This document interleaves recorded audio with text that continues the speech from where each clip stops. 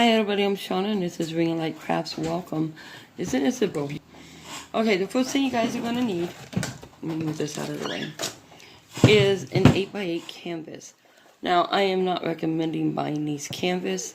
I'm just recommending buying an 8x8 canvas, okay? Just an 8x8. Buy any canvas you want. Now, it's not.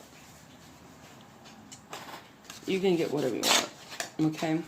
But I'm doing 8x8. Now, what I did is I asked permission from Red's Photos to get one of her photos that she has. As I had been told, oh, technically, slightly off. So anyways, we're going to pretend.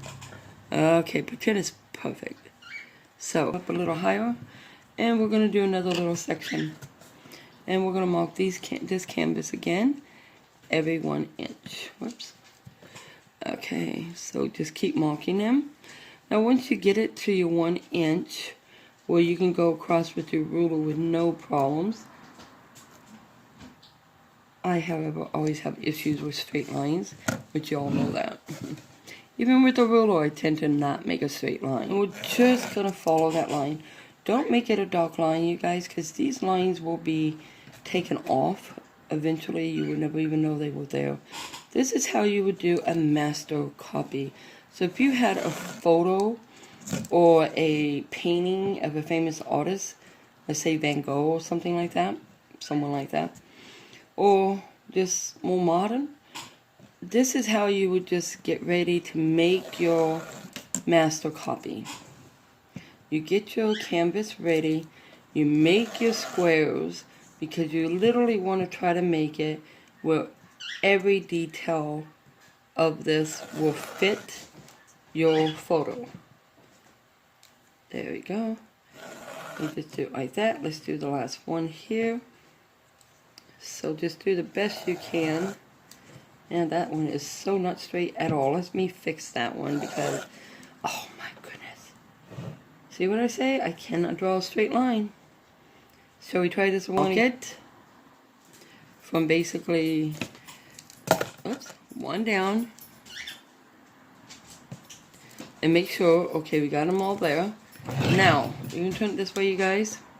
Because now what you have to do is what you did one way, you got to do the other. So we'll go ahead. We're going to put our one line across. Oh, excuse me, our 1 inches here. All the way across our canvas. And I'm going to just do it in 3 sections so I can just follow those up, okay? So we will have 8-inch squares throughout this entire canvas. So what, that's total, what, 36? Altogether, 36 squares, I believe. If I'm wrong, please correct me in the comments. I am quite bad at math. Yeah, I'm really bad at math. It's kind of funny. I was thinking back in school, so. I am dyslexic, so I tend to do everything backwards, which is really just one of those things, you know, you just gotta live with it. Okay, so as you can tell on my canvas, I got my 8 squares. And no, they are not perfect. I can see that. So I got my 8 1-inch squares across, and then all the way across my canvas, I have 8 1-inch squares. And now I'm ready to go on because we got this done. Now what you do on this, you will do on your photo or your printout. That's how I got the 8-inch squares.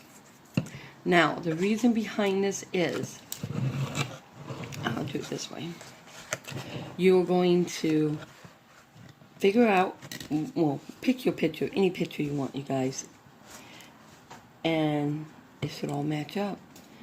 So if this is 1, 2, 3, 4 from the top, something starting in the 4th square, I'll go 1, 2, 3, 4. And then I will start my line. You can be really picky about this. You can actually go ahead and measure this line so you know exactly what this is and what will lie on this. Or you can even do it this way. Just make sure you match up your squares if you really want it to be picky about them. So we're just going to line it up. Make our first little mark. Okay, that's our first mark. Now, we know that we're going to go ahead and start here. Remember light, because there's another section to this that we're going to need to have our squares just for our pictures, and then we'll follow through with something else and show you the rest. So we're going to go ahead and we're going to go from here. We're going straight up, and I'm already off because I can't draw a straight line. We know this comes to the corner, so we'll just make it right about like that. And then you just follow through, or if you want to be more precise, measure each little indentation on each little squares. But I'm not going to. So this is our first square. It was on the fourth down, so 1, 2, 3, 4. We started on the fourth. 1, 2, 3, 4. We started on the fourth. Now it goes up through the third, which is here, and then it comes approximately a little before half of that square, and we have a little indent like this, and then we will come up, and then this on this square here, you can see how it comes up through our second square here a little, but it kind of has this little curve coming into the next square. So this just kind of helps you follow the exact outline that you want. We're just going to guess on this part here just because we were going to. I'm going to say it's about like that. And then we're going to go ahead and pull up just a slight little indent there for that little tiny petal that fades off into the shadows. And there, and then we're just going to come on down. So you can see how your starting point will help you follow the outline of your picture onto your canvas exactly. And then from there, you just start with your next line. Like, okay, this is my, I started in the fourth box. Is there anything else in this fourth box? Yes, there is. Part of this petal. Can't see it that well, but there is a petal right here. So I'm going to go ahead and find out where that petal starts. So here's 1, 2, and we're going to start on the fourth. So here's 1, 2. So it actually starts in this third. So we're going to go right here, and we have this petal that will start approximately somewhat under this, just slightly under that, and then it comes up. I'm going to make it a little higher than that because it looks like it comes up a little bit more than that, because I'm not doing exact measurements. So then we're going to come down, cut that in, then it comes into this part here, and then I don't think you can see it, but it does loop through there. And then we're going to stop, because I still have to count my lines to know exactly where they go, but I haven't finished my basic outline. So once we finish this whole thing and we put it onto our canvas, then we got the next step. And that will be part 2 of this, unless I can figure out how to add them together. Anyways, you guys, thank you for joining me. I hope you like this little fast explanation on how to do this. And see you when we get to the next step. I'm going to copy this whole thing onto the canvas, and then I'll show you the next step. Thanks for joining me. Don't forget to like. Bye, guys. And always be blessed. And there's 8 up, 8 across, total of 36 squares throughout your whole photograph, whatever you chose to do. Then you're going to copy all these lines in these boxes, and you're going to end up with, hopefully, an identical trace of the lines of your photos. No guarantees, depends on how patient you are and precise with your actual measurements of how you want them to go. Now, what I did is our next step is to get something like a magnetic marker, okay? A silver marker, preferable. And I got this at the Dollar Tree, or excuse me, yeah, Dollar Tree. So I'll say 9.9. All the lines that you put in there for your flower, okay? So the lines that you put in there, if they are not perfect, you know what, it's okay, it meant to just go another way. I truly believe that in art. It does not have to be perfect. Sometimes it's just meant to be something that you weren't planning on, and that's okay. So now I'm just going to go right ahead. I'm going to trace this out, and we're going to do this on all, not the squares you did, you guys, only the item that you drew in here. So if it was an apple, then only your apple. If it was a happy face, then only the happy face. Flower, only the flower. The squares, do not trace them with this. Okay? So all you're going to do is just follow through every little design that you did, every little square, or excuse me, every little mark that you made of the item that you drew within your squares. So these are my little lines I think the flower had. So these are my petals. Some are the red, some are black, some just totally fade out into God only knows where, but that's what happens. So it's an excellent photograph. I really hope I can at least do it a little bit of credit. Mine will not be exact, just because that's me. Even my master copies will not exact, because one, like I said, it's me. I'm never going to copy somebody's art. I just will not do it. But two, because I have problems telling the colorations of color. Some colors I simply discovered, and thanks to eye doctors and everything, that I just don't see them, and that's just the way it's going to be. So, after all these years of not seeing certain colors, I guess it's really not going to matter, right? We're just going to keep trying and do our best. And if I have to, keep asking people to tell me what a color is. And we just go from there.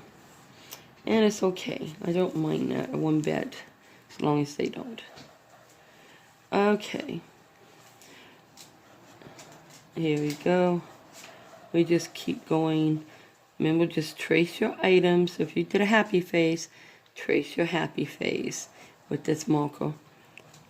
Or any marker you got. Preferably a gold or a silver, I'm sorry. Something that can just kind of like disappear as you paint, because you're not going to want them. I'm just going to follow this line here, stop it there, come back out, follow this little scribble here, and sometimes that's what you get a scribble. You know what, it's okay, because that just means it's going somewhere. It's going to fade away, or it's going to come into play somewhere else. Doesn't matter, just do it your way, copy it the best you can, or the best you want to, and have fun with it. Remember, if you can't have fun with art, then maybe you ought to take a little bit of break, do something else, and then come back to it. It will help you realize how much you truly do love it. So, and it's okay to take a break if you want. Just make sure you come back, because we need every good artist we can get. And every artist is different. So we need you all. The way I do something, somebody else may never even consider doing it that way. And that's okay. It really is okay. So, as you can tell, I just kind of went through and I traced it out as much as the lines were the details that I remember I put in there. And now from there, the fun part is, I would highly recommend letting it dry a little bit, because your next step, you're going to grab your eraser, and I want you to erase every line that you have on here that isn't what you just trace it in silver or whatever color you choose. Now I have to take a photograph of this before I actually erase it to prove that I did it this way. So here's another step, you guys. Just something to keep working on, have fun with, and just take it one little square at a time. Alright guys, we already did all the squares and everything. We got our flower on here. We erased all the extra lines we don't need of the squares. So now our next step is to make this, put like a gesso on our canvas. I thought it was pre-gesso, so I didn't think about it, but it wasn't apparently, at least not that I saw. So what I'm going to do is I'm going to take my acrylic paint, just basic acrylic paint. I'm putting it on my little art table here. And I'm just going to take a little bit of the white, because I don't want the dark red. because most of my canvas will dominate red, and I'm going to take a lot of water. So, and whatever else color was in this brush is showing while my table is coming up. But it's not going to matter because we're not going to see it anyways once we're done. So, we'll come right to our canvas, and you're simply going to paint it. You guys, I don't really like browns like that. It picked up the other colors. So, I am not going to do that. We're going to start over, you guys, because, yeah, no, not browns. Definitely don't want that color. Okay, so let's try it again. I'll find a clear part of my canvas table. I'm going to add a little bit of white, just a very little, right there on my table. And I got some red right here. And now we're going to try it again. We're just going to mix it. I want more of a light pink because pretty much everything will be in red tones. So we're just going to take this light pink, very thin, very, very thin paint, and we're just going to paint over our canvas. You can make it a whole lot lighter than that too. You want all these lines to show through because that's your next step. You're going to need them.